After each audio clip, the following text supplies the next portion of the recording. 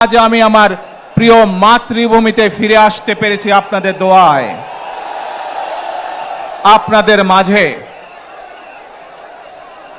প্রিয় ভাই বোনেরা, আমাদের এই প্রিয় মাতৃভূমি 1971 সালে লাখো শহীদের রক্তের বিনিময়ে অর্জিত হয়েছিল। ঠিক একইভাবে 75-এ আবার 7ই নভেম্বর আধিপত্যবাদীদের হাত থেকে রক্ষার জন্য সেদিন সিপাহী জনতার বিপ্লবের মাধ্যমে আধিপত্যবাদের হাত থেকে দেশকে রক্ষা করা হয়েছিল। একইভাবে পরবর্তীতে 90-এ স্বৈরাচারের বিরুদ্ধে এদেশের জনগণ, এদেশের খেটে খাওয়া মানুষ তাদের গণতান্ত্রিক অধিকারকে ছিনিয়ে এনেছিল। কিন্তু তারপরেও ষড়যন্ত্রকারীদের ষড়যন্ত্র থেমে থাকেনি। আমরা তারপর দেখেছি 2024 সালে 71 সালে এই দেশের মানুষ যেমন স্বাধীনতা অর্জন করেছিল, 2024 সালে এদেশের ছাত্র জনতা সহ সর্বস্তরের মানুষ, কৃষক, শ্রমিক, গৃহবধূ, নারী, পুরুষ, মাদ্রাসার ছাত্র সহ দলমত নির্বিশেষে, শ্রেণী পেশা নির্বিশেষে সকল মানুষ সেদিন 2024 সালের 5ই আগস্ট এই দেশের স্বাধীনতা এবং সার্বভৌমত্বকে রক্ষা করেছিল। প্রিয় ভাই বোনেরা, আজ বাংলাদেশের মানুষ কথা বলার অধিকার ফিরে পেতে চায়। তারা তাদের গণতান্ত্রিক অধিকার ফিরে পেতে চায়। বাংলাদেশের মানুষ চায় তারা তাদের যোগ্যতা অনুযায়ী ন্যায্য অধিকার পাবে। প্রিয় ভাই বোনেরা, আজ আমাদের সময় এসেছে সকলে মিলে দেশ গড়ার। এই দেশে যেমন পাহাড়ের মানুষ আছে, এই দেশে একইভাবে সমতলের মানুষ আছে। এই দেশে মুসলমান, বৌদ্ধ, খ্রিস্টান, হিন্দু সহ বিভিন্ন ধর্মের মানুষ বসবাস করে। আমরা চাই সকলে মিলে এমন একটি বাংলাদেশ গড়ে তুলব আমরা, যেই বাংলাদেশের স্বপ্ন একজন মা দেখেন, অর্থাৎ একটি নিরাপদ বাংলাদেশ আমরা গড়ে তুলতে চাই। যে বাংলাদেশে একজন নারী, একজন পুরুষ, একজন শিশু যেই হোক না কেন নিরাপদে ঘর থেকে বের হলে নিরাপদে ইনশাআল্লাহ ঘরে আবার ফিরে আসতে পারে। প্রিয় ভাই বোনেরা,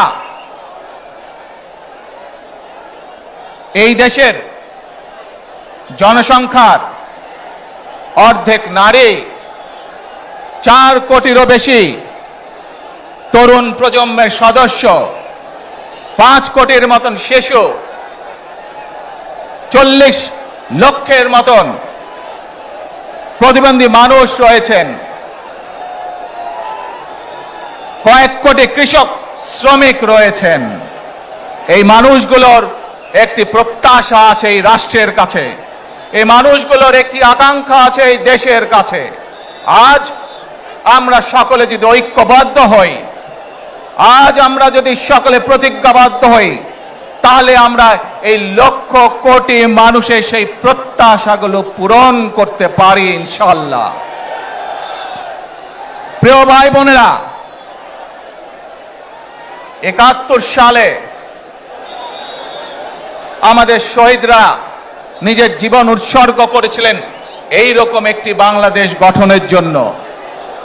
বিগত 15 বছর স্বৈরাচারের বিরুদ্ধে শত শত হাজারো গুম খুনের শিকার হয়েছে শুধু রাজনৈতিক দলের সদস্য নয়, নিরীহ মানুষের প্রতিবাদ করতে গিয়ে অত্যাচার নির্যাতনের শিকার হয়েছে, জীবন দিয়েছে।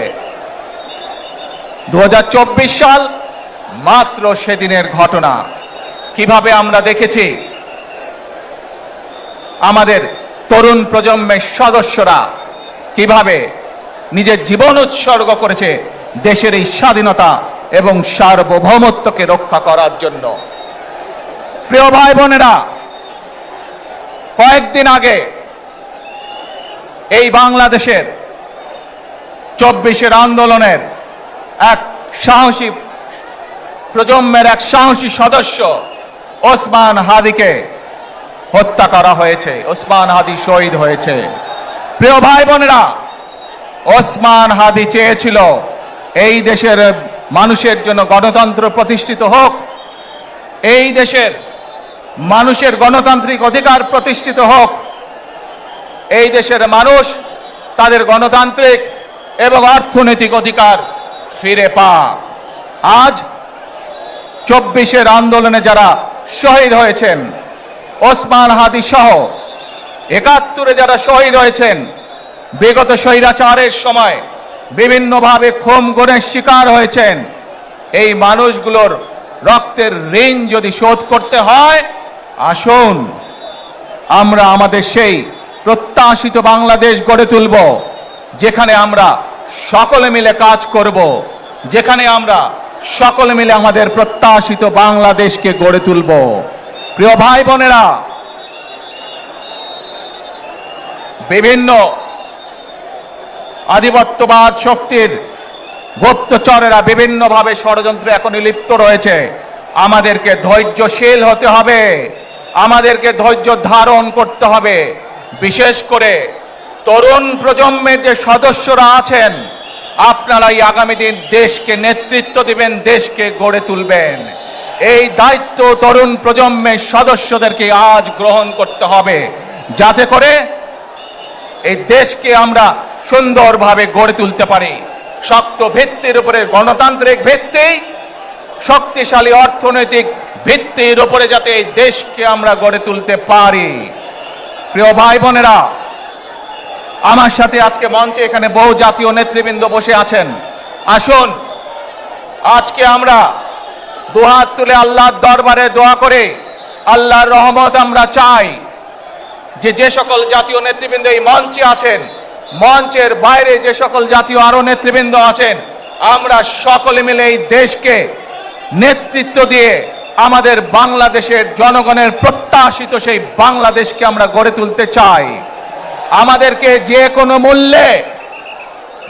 কোনো মূল্যে আমাদেরকে এই দেশের শান্তি শৃঙ্খলা রক্ষা করতে হবে। যে কোনো উস্কানির মুখে আমাদেরকে ধীর শান্ত থাকতে হবে। প্রিয় ভাই বোনেরা, আমরা দেশের শান্তি চাই, আমরা দেশের শান্তি চাই, আমরা দেশের শান্তি চাই। প্রিয় ভাই বোনেরা, মার্টিন লুথার কিং নাম শুনেছেন না আপনারা? নাম শুনেছেন তো আপনারা? মার্টিন লুথার কিং, তার একটি বিখ্যাত ডায়লগ আছে, আই হ্যাভ এ ড্রিম। আজ এই বাংলাদেশের মাটিতে দাঁড়িয়ে আপনাদের সকলের সামনে আমি বলতে চাই, বাংলাদেশ জাতীয়তাবাদী দলের একজন সদস্য হিসাবে আপনাদের সামনে আমি বলতে চাই, I have a plan for the people of my country, for my country. আজ এই পরিকল্পনা দেশের মানুষের স্বার্থে, দেশের উন্নয়নের জন্য, দেশের মানুষের ভাগ্যের পরিবর্তনের জন্য যদি সেই প্ল্যান, সেই কার্যক্রম, সেই পরিকল্পনাকে বাস্তবায়ন করতে হয়, প্রিয় ভাই বোনেরা, এই জনসমুদ্রে যত মানুষ উপস্থিত আছেন, এই সারা বাংলাদেশে গণতন্ত্রের শক্তি যত মানুষ উপস্থিত আছেন, প্রত্যেকটি মানুষের সহযোগিতা আমার লাগবে। প্রত্যেকটি মানুষের সহযোগিতা আমাদের লাগবে। আপনারা যদি আমাদের পাশে থাকেন, আপনারা যদি আমাদেরকে সহযোগিতা করেন, ইনশাআল্লাহ আমরা আই হ্যাভ এ প্ল্যান বাস্তবায়ন করতে সক্ষম হব। আসুন আমরা আল্লাহ রব্বুল আলামিনের দরবারে হাত তুলে প্রার্থনা করি, আমরা যেন, হে রব্বুল আলামিন, হে একমাত্র মালিক, হে একমাত্র পরওয়ারদিগার, হে একমাত্র রহমত দানকারী, হে একমাত্র সাহায্যকারী, আজ আপনি যদি আমাদেরকে রহমত দেন, তাহলে আমরা এই দেশের মানুষ কঠোর পরিশ্রম করার মাধ্যমে আমাদের প্রত্যাশিত বাংলাদেশকে গড়ে তুলতে পারবো। আজ যদি আল্লাহর রহমত এই দেশ এবং এই দেশের মানুষের পক্ষে থাকে, আল্লাহর সাহায্য, আল্লাহর দয়া এই দেশের মানুষের উপরে, এই দেশের উপরে থাকে, ইনশাআল্লাহ আমরা আমাদের প্রত্যাশিত বাংলাদেশ গড়ে তুলতে সক্ষম হব। প্রিয় ভাই বোনেরা, আজ আসুন আমরা সকলে মিলে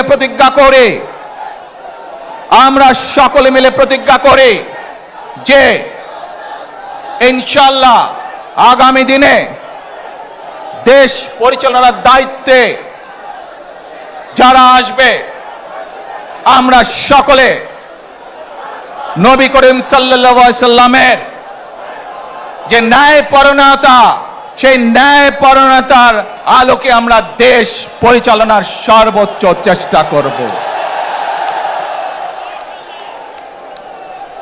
প্রিয় ভাই বোনেরা, আজ আপনারা জানেন এখান থেকে আমি আমার মা দেশনেত্রী খালেদা জিয়ার কাছে যাব। এই একটি মানুষ, যে মানুষটি এই দেশের মাটি, এই দেশের মানুষকে নিজের জীবনের থেকেও বেশি ভালোবেসেছেন। তার সাথে কি হয়েছে আপনারা প্রত্যেকটি মানুষ সে সম্পর্কে অবগত আছেন। সন্তান হিসাবে আপনাদের কাছে আমি চাইবো, আজ আল্লাহর দরবারে আপনারা দোয়া করবেন যাতে আল্লাহ ওনাকে তৌফিক দেন, উনি যাতে সুস্থ হতে পারেন। প্রিয় ভাই বোনেরা, সন্তান হিসাবে আমার মন আমার মায়ের বিছানার পাশে পড়ে আছে সেই হাসপাতালের ঘরে, কিন্তু সেই মানুষটি যাদের জন্য জীবনকে উৎসর্গ করেছে, অর্থাৎ আপনারা এই মানুষগুলোকে, যাদের জন্য দেশনেত্রী খালেদা জিয়া জীবন উৎসর্গ করেছেন নিজের জীবন, সেই মানুষগুলোকে আমি কোনোভাবেই ফেলে যেতে পারি না। এবং সেজন্যই আজ হাসপাতালে যাবার আগে আপনাদের প্রতি সহ টেলিভিশনগুলোর মাধ্যমে যারা সমগ্র বাংলাদেশে আমাকে দেখছেন, আপনাদের সকলের কাছে কৃতজ্ঞতা প্রকাশ করার জন্য আজ আমি এখানে দাঁড়িয়েছি আপনাদের সামনে। প্রিয় ভাই বোনেরা, আসুন আমাদেরকে আজকে নিশ্চিত করতে হবে, আমরা যে ধর্মের মানুষ হই, আমরা যে শ্রেণীর মানুষ হই, আমরা যে দলেরই রাজনৈতিক দলের সদস্য হই অথবা একজন নির্দলীয় ব্যক্তি হই, আমাদেরকে নিশ্চিত করতে হবে যে কোনো মূল্যে আমরা আমাদের এই দেশের শান্তি শৃঙ্খলাকে ধরে রাখতে হবে। যে কোনো মূল্যে যে কোনো বিশৃঙ্খলাকে পরিত্যাগ করতে হবে। যে কোনো মূল্যে আমাদেরকে নিশ্চিত করতে হবে যাতে মানুষ নিরাপদ থাকতে পারে। শিশু হোক, নারী হোক, পুরুষ হোক, যে কোনো বয়স, যে কোনো শ্রেণী, যে কোনো পেশা, যে কোনো ধর্মের মানুষ যেন নিরাপদ থাকে, এই হোক আমাদের চাওয়া আজকে। প্রিয় ভাই বোনেরা, আসুন প্রিয় ভাই বোনেরা, সবাই মিলে আজ আমরা প্রতিজ্ঞাবদ্ধ হই, সবাই মিলে করব কাজ। কে জোরে আরো, সবাই মিলে করব কাজ, গর্ব মোদের বাংলাদেশ।